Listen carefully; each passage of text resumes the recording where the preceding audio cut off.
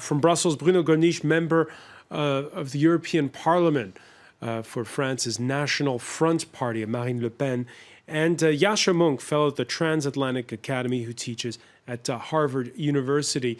Yascha, just before the break, we saw, I mean, it's a bit of a blurring of the lines, isn't it, when it comes to who likes and doesn't like Donald Trump and on what grounds. What are the political fault lines that matter these days? I think what we're seeing in this debate is absolutely fascinating, Francois. The way in which John Ackerman, representing the kind of as he would say, neoliberal global left on the one hand, and Bruno Gollnisch representing the Front National on the other end, end up agreeing on everything. They end up agreeing on Russia, they end up agreeing on Trump, they end up agreeing that there's not really any difference between Hillary Clinton and Donald Trump. It's fascinating. Les extrêmes se touchent, as we say in France. The extremes touch.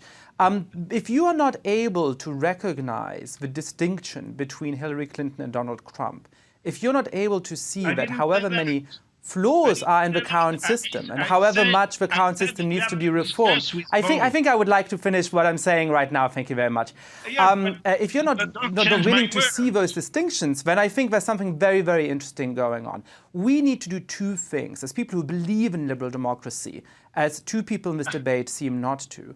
We need to do two things. We need to actually proactively and proudly defend liberal principles, but we also need to recognize that we need real reform in order to make those principles sustainable. But over the last 20 or 30 years, most average people have not had an improvement in their standard of living, and that we need real economic reform to make sure they do. But of course, there have been certain mistakes of foreign policy in the last 20, 30 years. But something like the Iraq War was a big mistake where we have to actually enforce liberal international norms. But the way to do that is not to think that we'll make a temporary alliance between far left and far right, destroy the system as we have it, have a sort of secret sympathy for Putin and for Trump, because at least they're destroying the system, and then see what comes next. That's deeply irresponsible and quite scary, actually. Which system? John Ackerman.